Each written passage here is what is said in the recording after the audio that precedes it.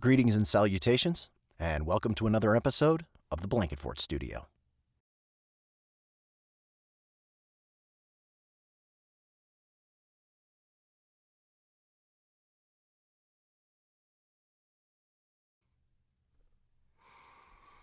All right, so before we begin this new mic check, let me explain what we've got in front of you, and then we'll talk about the signal chain.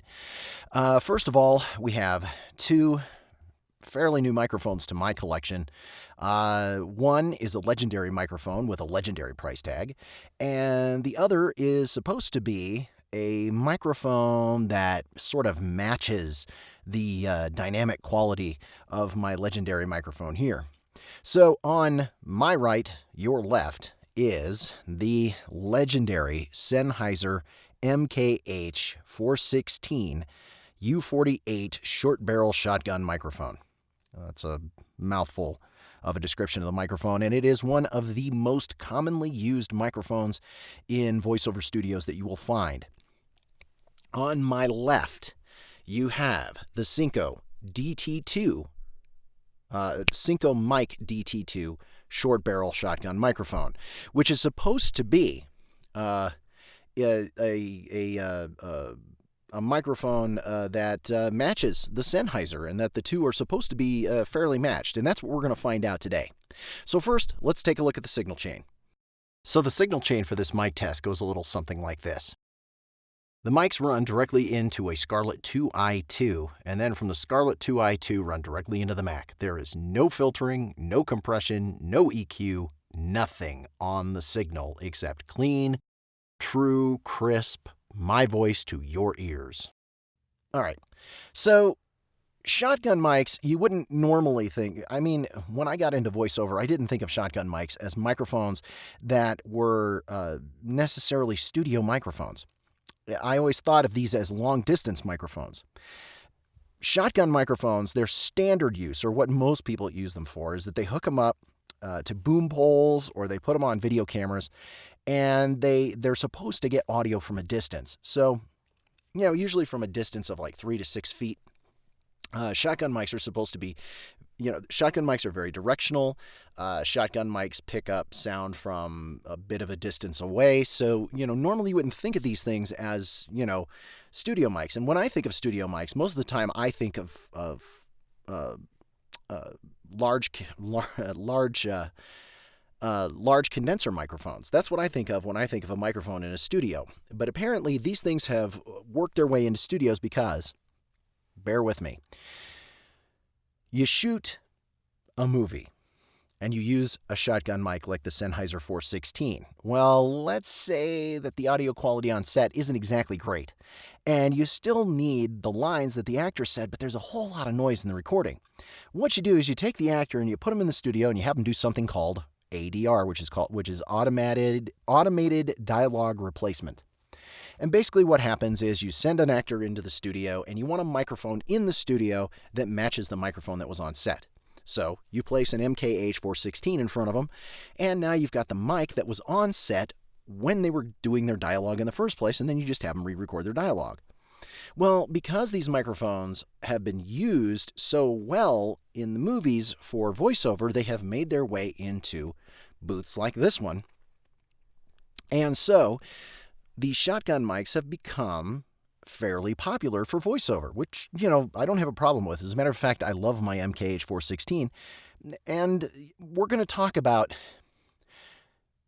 these two microphones comparatively and why this is not a replacement for this, because it's not. It's just not. And I'll explain why. So you're going to hear me switching back and forth between these two mics, and you're going to hear me talking to one like this. You're going to hear me talking to the Sennheiser, and I'm going to talk directly into the Sennheiser, and then I'm going to move slowly over, and then I'm going to talk into the mic DT2, and you're going to hear me talk into these microphones, and I'm going to go from one microphone just like this to the other microphone, and you're going to hear it in your headphones, and you're going to hear this comparison. Now, what I've noticed, and I've had to shoot this twice because the first time I thought, the Synco does a pretty good job. It's not a bad microphone. It does what it's supposed to. I was wrong. After listening to the audio, I was completely wrong. A few weeks ago, another YouTuber, very well-known YouTuber, did a comparison of these two microphones and said they're essentially the same as far as the sound is concerned. I beg to differ. I think that... So first of all, let's talk about the MKH. The MKH is the Sennheiser mic, and this Sennheiser mic goes for $999 no matter where you go to try to buy it. If you go to Guitar Center, if you go to American Musical Supply, if you go to Amazon, it doesn't matter where you go. A brand new one of these costs $999. You can probably get a good, and they're basically indestructible, so you could probably go on eBay and get one for less than that. On the left-hand side, you've got the Synco DT2, which is a Korean-made microphone. And this mic, the only place I've seen it is Amazon, and it's like $249, about the same price as a Rode NT1. Now, this microphone over here is made by Sennheiser, which is a division of Neumann Microphones. Neumann Microphones makes the legendary, again, here's that word legendary, U87 microphone, which is the gold standard for voiceover or gold standard for studio recording, period. Okay? Gold standard for studio, period. This is made by a Korean company that I also think makes Komica gear, which I have some Komica gear. It's not bad, but there's a big difference between the Sennheiser and the Synco. First of all, the build's only slightly different. So the materials that they're made out of, there's really not much difference. The form and function of the mics are pretty much the same. But there is a difference in quality. There's a difference in audio quality, and there's a difference in just material quality, and I'm going to show you how I found that out. The Sennheiser, I think, has a much clearer sound. I think when you listen to the Sennheiser, when you listen to the channel, when you hear the audio coming from the Sennheiser, you're going to notice how clear the sound is through that microphone. I think the Synco, on the other hand, is a bit muddier, even though they've got this thing jacked up, and I think it's hot. I think the way they've got the circuitry wired, they're trying to match the Sennheiser, but they're not quite getting there.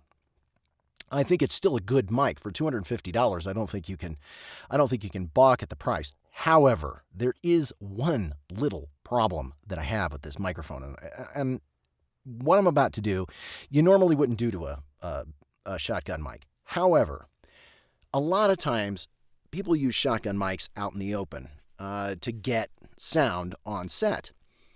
To get sound out in the open. A lot of times you use shotgun mics because they're so directional to get sound effects and other things. There are other things that you can do with a shotgun mic. Shotgun mics are great for getting sound effects. If you're the kind of person who likes to create their own sound effects tracks, you could do worse than getting a shotgun mic to help you do that.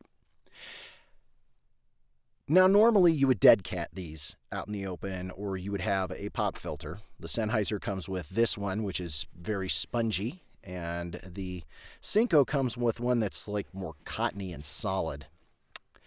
But when you take these shotgun mics out in the open, you'd probably throw a dead cat on top of them, or a blimp, or even a blimp with a dead cat. I've seen all of that. So, the question is what, what's the big deal, Chris? What's the difference? This is not something you would do.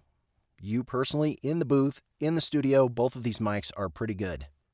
Because, there's no wind blowing, there's no ambient disturbances that can destroy the microphone, except for maybe some plosives and breathing, that. And so what I noticed about these microphones is the difference in what happens when air moves. Oops, I bumped that. What happens when air moves into the microphone, and I'll show you what I mean. So let's start with the Sennheiser. When you're using a Sennheiser, if you do a plosive or if you blow into it, this is what you get. Now listen to the sound. Okay? You hear the air, but you're still getting a nice clear signal out of it. And if I were to go like this, you'd still get sound out of the mic. It sounds great. Now we're going to go over here to the Synco, and this is the big difference. This is what I mean by quality, the difference in microphone quality.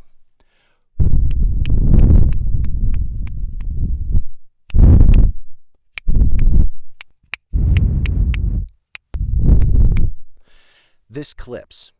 With a little wind in it, with a little wind blown at it, it clips really bad. So, obviously, you want to be real careful when you're using these microphones.